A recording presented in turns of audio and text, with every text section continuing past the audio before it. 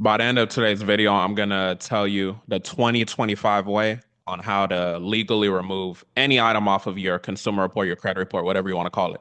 Bear with me in the whole video. I'm gonna say some stuff. It might sound weird, but just stay with me the whole time. So I'm gonna start by saying that I went to the Kendrick Lamar concert in Houston, the GNX tour. You might be like, what does that have to do with credit repair? What does that have to do with all of that? Just stay with me. So I went to the Kendrick GNX tour. Amazing, phenomenal, amazing, amazing show, right? I had the time of my life. It was great. Kendrick, SZA, all that, Mustard open, everything was good. It was a well orchestrated show.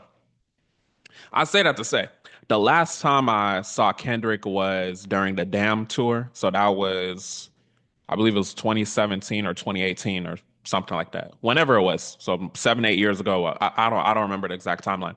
But I say that to say I saw major differences in how obviously he's elevated as an artist, how he's been able to get himself to the next level. Obviously, the whole beef thing as well. But I say that to say when you want to be able to remove any negative item off of your credit report, you need to understand that you got to reinvent yourself. You got to constantly be learning new things. And I want to transition that into saying that it's going to make sense as I'm talking about it now. But when I first started in the game with the consumer laws and everything, I paid a couple of mentorships in like 2021. So I was learning about the laws, doing master classes here and there. And this is the thing with mentorship. When you get mentored, you're getting a lot of information here and there. And there's such a thing called information overload. So the same shit that I know from 2021 is not necessarily the same shit that I know now because I've constantly elevated myself.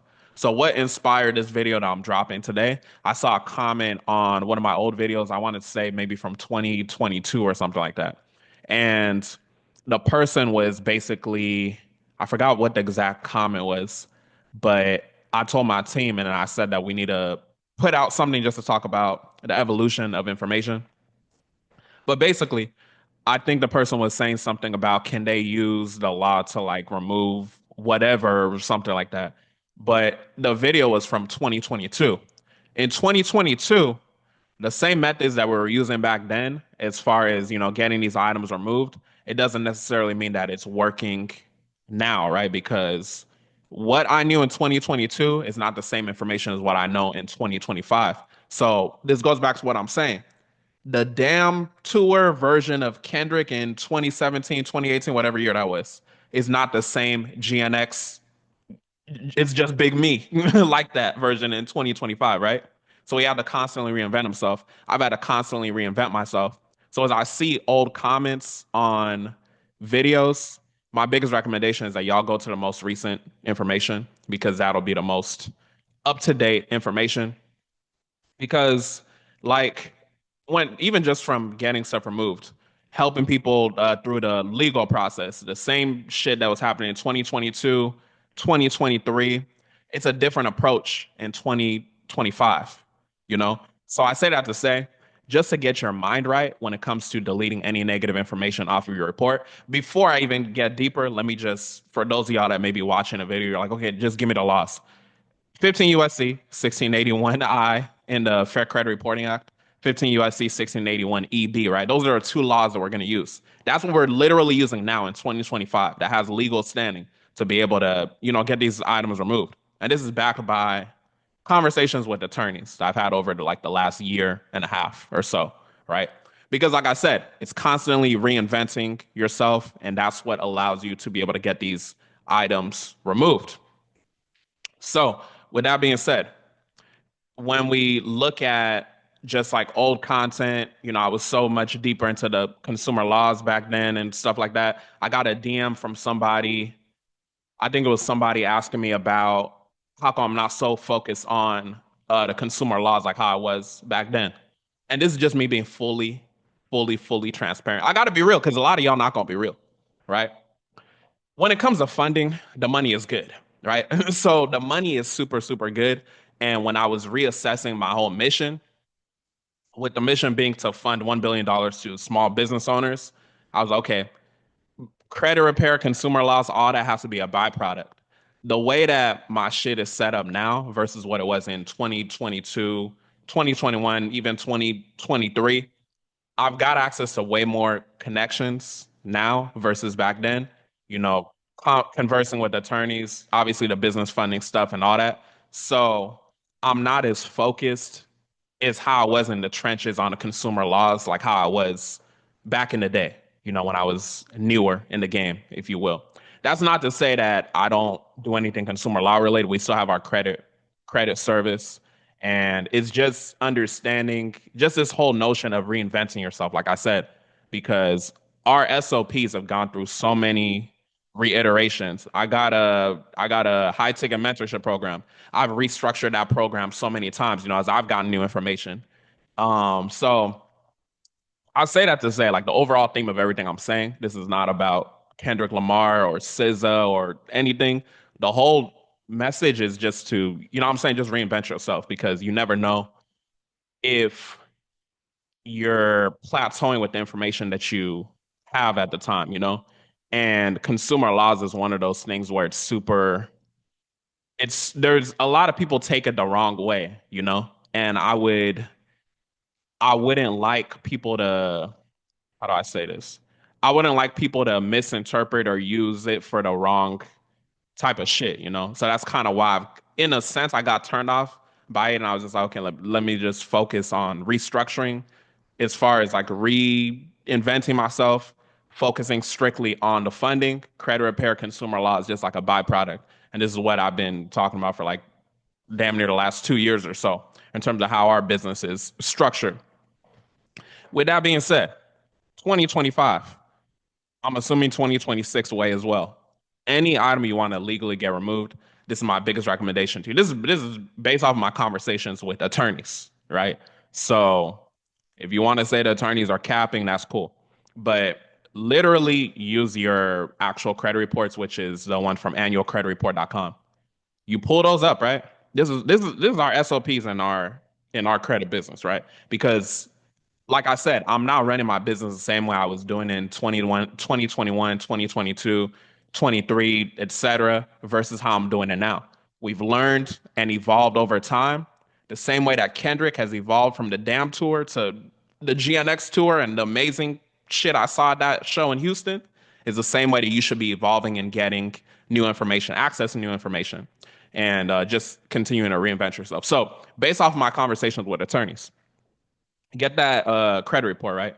You want to look for basically the inaccuracies, simple inaccuracies. I've dropped previous videos on this in 2025, but just a refresher because of the fact that, I saw that old comment that someone had made. So, well, new comment on an old video. So, you want to look for those inaccuracies. So, any inaccuracies in payment history, any inaccuracies in um open dates, closing dates, that kind of like a factual approach, but then you want to do a reinvest. You want to request a reinvestigation. 15 USC 1681 IA1A. This is literally how we do our business now. You could say I'm snitching on how we conduct our business now, right? And then you also in my opinion, we combine 15 USC 1681 EB. Obviously, when it comes to collections, you got your FDCPA stuff. You can request a debt validation notice. You can do other things with that. I've spoken with some FDCPA attorneys as well. They have some different approaches in terms of how they do all that. But the biggest thing, and I think we always got to talk about the evolution of somebody. I think the biggest thing in the evolution of Michael Benjamin, because you're watching me, right? The biggest thing in the evolution of me is really embracing that who, not how, right? That who, not how, if you've read that book. Who, not how, meaning figuring out the who's that you need to work with to get to what you need to essentially do. So my who, not how is the fact that I know I'm not an attorney, right? And everything I've learned over the years has been through mentorships, self study, all of that. I understand that there's attorneys that live, breathe, and do this shit on a high level, right? My shit is the funding. That's what I live, breathe, and know. I know a lot more than some of these BRMs in the funding or whatever. So I'm like, okay, I found my lane in focusing on that. And that's not to say like maybe 5 years from now, um, maybe I have a different focus. I don't know. But The current focus, like I said, is the business funding. That's my lane. That's what I focus on. Getting people to funding. The money is good, so I'm not gonna come here and be like, oh, I'm just doing funding just to save the whole world and all that. At the end of the day, we all got bills, we all got shit to pay. I'm not trying to work no damn scamming ass 9 to 5. So I'm gonna continue doing the funding, right? So my who not how, my version in 2025 and beyond, I got access to these attorneys in my network. They do this shit, right? I don't do it on the level that they do it. So I'm just getting game from them as far as like, okay, cool. This is the approach you want to do. This is the approach you shouldn't do. That's not to say that, things that we different methods we've done. That's not to say that, it didn't work or anything. But as far as like a legal standing, legal basis, you gotta be aware of that as well. That I would recommend those two laws that I've stated because that's a consistency I've heard when I'm speaking with attorneys, So just keep that in mind. I think the practical thing for y'all to take from this video, obviously, is to continue self-studying, but don't make the shit super, super deep because like I said, 20, maybe it was 2021, 2022. I got those 2 hour FCRA, FDCPA videos. I'm breaking down the language, which is perfect. That's cool and all. But don't make the shit super, super deep. Like literally just focus on those two laws I gave you when it comes to the FCRA reporting. 15 USC 1681I, 15 USC 1681E. More specifically, 1681I A1A, you're requesting a reinvestigation because you see those inaccuracies. You have to actually pull your damn credit reports and look at it, right? Or your clients. And then 1681 EB, the maximum possible accuracy. Items have to be maximum possibly accurate, right? I'm saying that they have to be maximum possibly accurate, not that it has to be 90% accurate, 100% maximum possible accuracy. So keep that in mind as well. Just wanted to drop this video as I saw that comment on that old video of mine that I had dropped. And I want to just remind y'all that it's not necessarily a one size fits all. And obviously, if you're looking at a video that shows it was published in 2022 or in 2025, I would recommend looking at the newest information that, me or whoever has put out, because more than likely they've gotten new stuff that they've learned. And then even just to it's not this is not related to the video, but just to add on to it, even when it comes to like the business funding aspect of things, which is obviously our main focus, but things are always changing. I might have said something in the 2024 video, they changed the regulations. We recently went through some shit. I'm not going to say which bank, I'm not going to say what happened, but there's regulations being changed. This is why it's always important to reinvent yourself, right?